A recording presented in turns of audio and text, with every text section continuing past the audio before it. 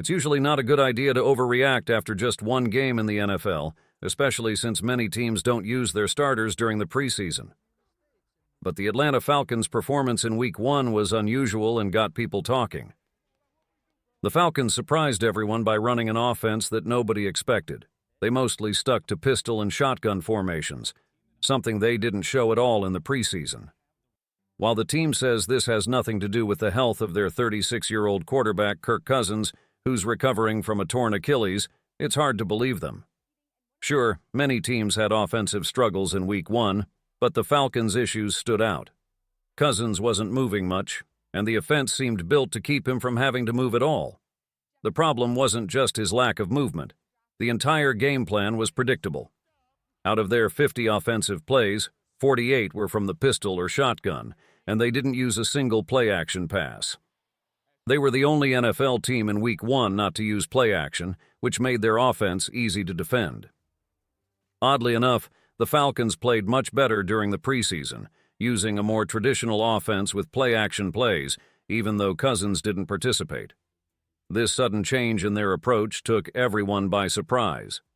It's possible this was always part of the plan under their new offensive coordinator, Zach Robinson, who came from the Rams, a team known for using the pistol formation. But it seems like the decision to limit Cousins' movement was more about protecting him than strategy. Before his injury, Cousins wasn't exactly known for being mobile, and if his movement is this restricted, it could be a big problem for the Falcons. Cousins didn't look sharp in Week 1, but it's unclear if that's because of rust or his injury. Either way, the offense has to change because it's become too predictable. If Cousins doesn't improve, the Falcons might have to consider a quarterback change. There's growing pressure, especially since the Falcons' first-round pick rookie Michael Penix Jr. is waiting for his chance. The Falcons expected more in Week 1 after giving Cousins a massive 4-year, $180 million contract with $100 million guaranteed, despite him coming off a season-ending Achilles injury last October. In the loss to the Steelers, Cousins completed 16 of 26 passes for 155 yards, with one touchdown to Kyle Pitts, but he also threw 2 interceptions. He was sacked twice and finished with a disappointing 28.9 quarterback rating, throwing for only 19 yards in the second half. It was his first game since getting injured last October against the Packers. Now, the Falcons are in a tough spot. Cousins looked rusty, and their new offense, under rookie coordinator Zach Robinson, doesn't seem to be helping. With tough games ahead against teams like the Eagles, Chiefs, Saints, and Buccaneers, things could get worse if Cousins doesn't improve. While some fans are calling for Penix to get a shot, a quick switch to the rookie might not be the solution just yet. The Falcons have invested a lot in Cousins and are committed to making that investment work, even if Penix offers more flexibility.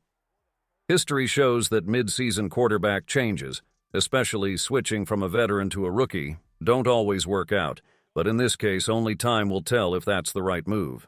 For now, Michael Penix Jr. will likely stay on the bench unless circumstances force a change. The Falcons are more focused on giving Kirk Cousins time to shake off the rust and get back into form. They've invested heavily in Cousins, and even if the season doesn't start as they hoped, the team is betting that he will adjust as the season progresses. Penix will only get an early start if the Falcons fall out of playoff contention or if Cousins suffers another injury. Right now, the plan is to let Cousins settle in and prove his value. Penix's time will come, but only after they fully evaluate Cousins over the next few months. Returning from an Achilles tear is always tough, and it's even harder for a 36-year-old quarterback expected to fix a team's major problems. Cousins' debut for the Falcons highlighted these struggles. He looked rusty, and the offense was clearly limited by his physical condition. Against the Steelers, the Falcons' offense was underwhelming, especially with Cousins at the helm, and things got worse due to a strong Steelers defense. The offensive line struggled, getting overwhelmed on several plays, and even when Cousins had time to throw, he seemed uncomfortable and hesitant. Cousins' performance showed he was lacking mobility, with only a few notable moments, like his touchdown pass to Kyle Pitts and a scramble for a loose ball. He rushed his throws, rarely looked downfield, and didn't attempt any deep passes. This led to 2 interceptions and missed opportunities throughout the game. He didn't throw beyond 20 yards, instead opting for short, underneath passes that failed to stretch the defense. Footwork issues were also obvious, as Cousins didn't push off his right foot properly, leading to weak throws and incompletions. This raised further concerns about both his health and the Falcons' offensive strategy, which lacked creativity and variety. The offense was too predictable, and the Steelers capitalized on that. Looking ahead, the Falcons will face even tougher defenses, which will test both Cousins and the offensive scheme. If the Falcons want to improve, they'll need to bring in more play-action passes and find ways to open up the middle of the field for their passing game. Utilizing bunch formations and pre-snap motion could also help mix things up. Head coach Zach Robinson and his staff will have to adapt their game plans to make Cousins more comfortable and effective. His success depends on regaining confidence and mobility, proving that neither his age nor his injury will hold him back. Even though it's early in the season, there were some bright spots in Zach Robinson's debut as the play caller.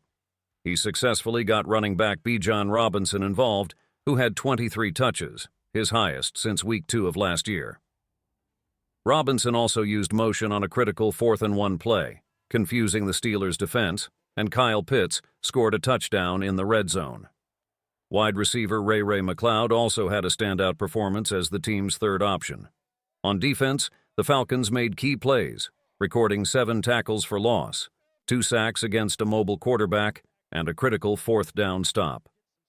They held the Steelers to 3.3 yards per rush and prevented them from scoring in the red zone. Considering the offense didn't have any preseason snaps together, it's clear they need time to gel. Their next game, against the Eagles on Monday Night Football, will be telling. The Eagles have struggled in the secondary, so if the Falcons' passing game continues to have issues, that's when it might be time to worry. However, it's still too early to panic. The Steelers are known for making life difficult for offenses, especially with T.J. Watt, a former Defensive Player of the Year, wreaking havoc. Blocking him is no easy task, so the performance isn't necessarily a red flag just yet. In short, while the Falcons' Week 1 game showed several key problems, it also highlighted areas for improvement. Cousins is still trying to regain his pre-injury form, but his physical limitations and discomfort in the pocket are leading to a predictable offense. Despite a few promising moments from new offensive coordinator Zach Robinson, like successfully involving Bijan Robinson and connecting with Kyle Pitts for a touchdown, the Falcons' offense is still a work in progress. On the defensive side, the Falcons showed resilience, making impactful plays with 7 tackles for loss, 2 sacks, and a crucial 4th down stop. They did a great job containing the Steelers' rushing attack, keeping them out of the end zone and holding them to just field goals in the red zone. Looking ahead, the Falcons face a tough road with matchups against strong teams like the Eagles, Chiefs, and their division rivals. The team needs to find its rhythm quickly, especially in the passing game, to avoid falling into a big early season hole. While there are real concerns, particularly with Cousins' adjustment and the offense's lack of cohesion, it's important to remember that it's still early in the season. There's only been 1 game, and the team is still integrating new pieces and figuring out their approach. Hopefully, the Falcons can come out strong on Monday Night Football with a much improved performance. After all, Cousins' history in primetime games is well known, but maybe this time he can turn things around and deliver. Let me know in the comments what you think the Falcons should do about their quarterback situation. Should they stick with Kirk Cousins or give Michael Penix Jr. a shot?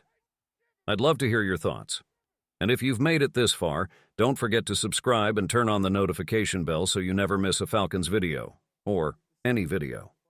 Leave a like and drop your comments below. I'll be reading them all, and I look forward to hearing from you. See you in the next one.